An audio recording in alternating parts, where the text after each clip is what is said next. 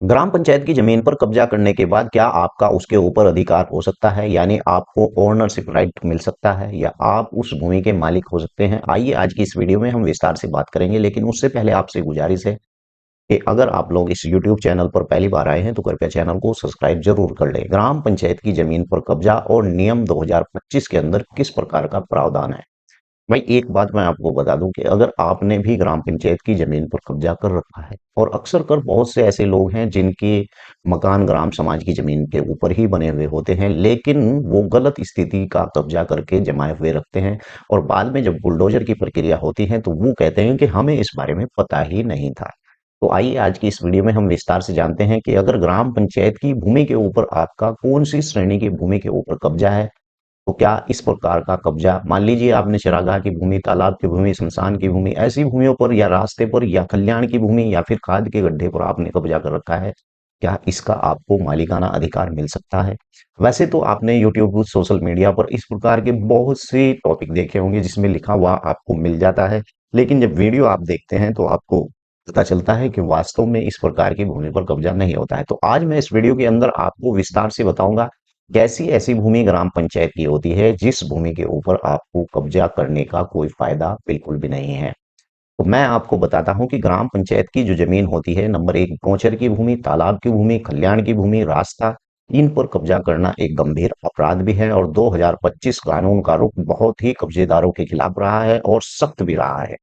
यहां तक कि मैं आपको बता दूं कि कब्जे का मालिक बन सकता है या नहीं बन सकता है। मैंने आपको पहली वीडियो में बताया था कि कब्जेदार मालिक नहीं बन सकता। कौन सी भूमि का, सुन लीजिए।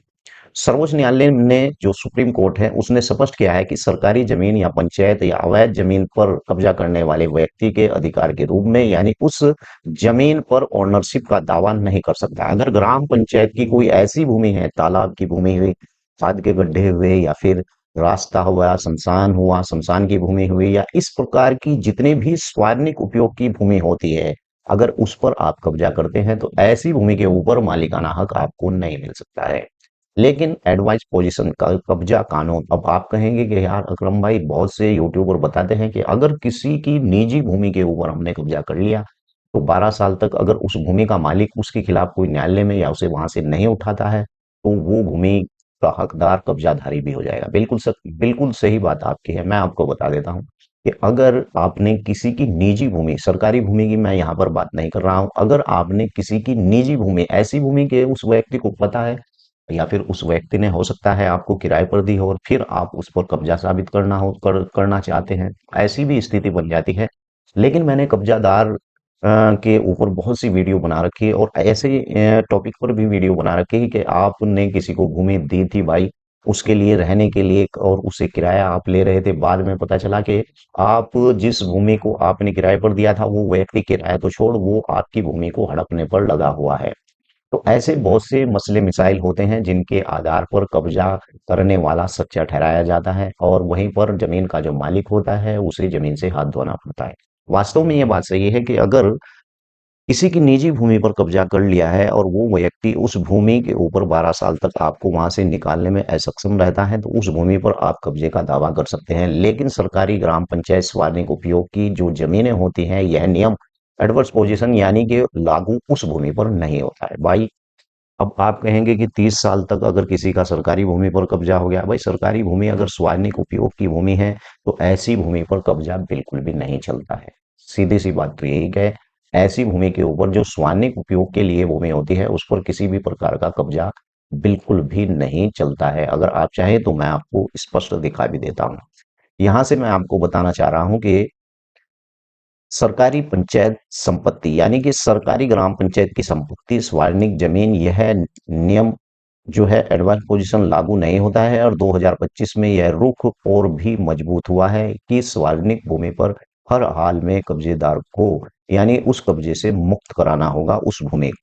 कहने का मतलब यही है कि अगर भूमि सार्वजनिक उपयोग की है, गांव की सार्वजनिक उपयोग की भूमि, अब सार्वजनिक उपयोग में ऐसी कितनी भूमि आती है तो मैं आपको बता देता हूँ।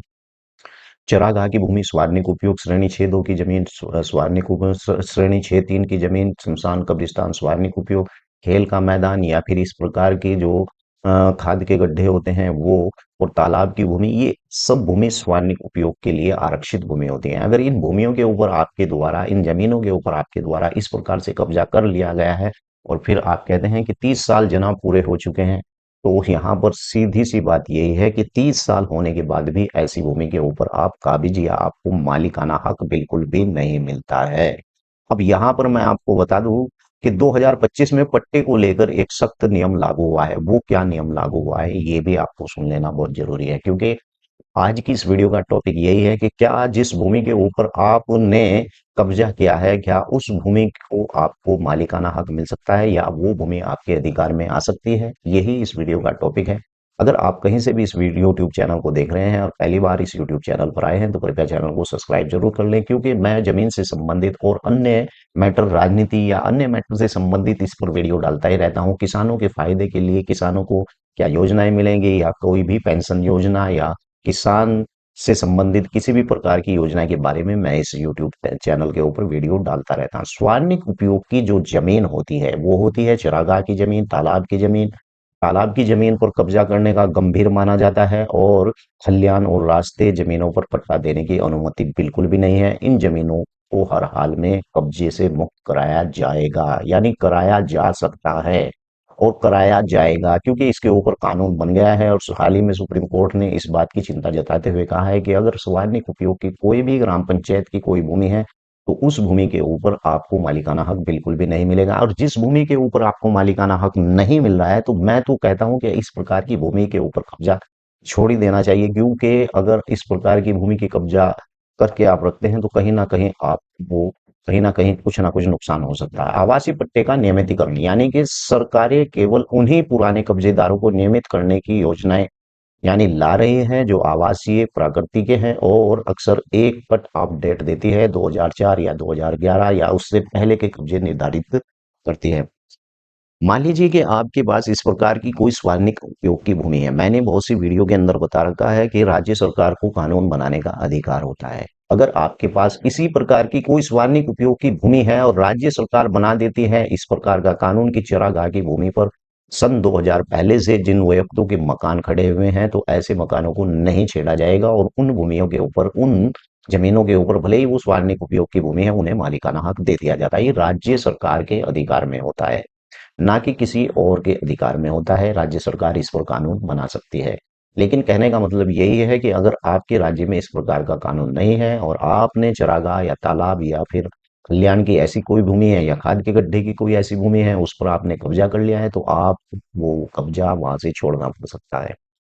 पट्टा किस व्यक्तियों को दिया जाता है ग्राम पंचायत में, ये भी आपके लिए समझना बहुत जरूरी होता है। पट्टा जो है ऐसे गरीब भूमिहीन परिवार, जिनके पास गरीब होते हैं, जिनके पास भूमिहीन यानी उनके पास भूमि नहीं होती है और आवासीय पट्टे की शर्तों को पूरा करते हो, ऐसे व्यक्तियों को, और केवल जब तक कब्जे वाली जमीन सार्वजनिक हित के लिए जरूरी ना हो, यानी कि ऐसे व्यक्तियों को जो गांव के अंदर रहते हैं, रहने के लिए उनके पास कोई भूमि नहीं है और वो व्यक्ति बीपीएल श्रेणी में आते हैं, सामान्य वर्ग की श्रेणी में आते हैं, तो ऐसे व्यक्तियों को भी यानी आबादी का या फिर किसी भी प्रकार का ग्राम पंचायत के अंदर पट्टा मिल सकता है।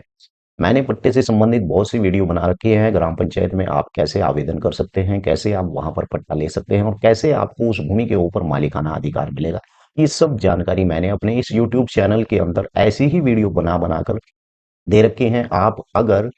देखना चाहते हैं उन वीडियो को तो बाद में एंड स्क्रीन पर मैं उन वीडियो की थीम लगा दूंगे, आप वो वहां जाकर ऐसी वीडियो आसानी से आपको मिल जाएगी। वर्ष 2025 में कब्जे के पहचान और निगरानी के लिए टेक्नोलॉजी का उपयोग बढ़ रहा है। अब क्या हो रहा है कि प्रत्येक गांव का जीपीएस के द्वारा नक्शा हो रहा है। नक्शे के आधार पर वहीं बैठे उन्हें पता चल जाता है कि इस भूमि के ऊपर कौन व्यक्ति कब्जा कर रहा है।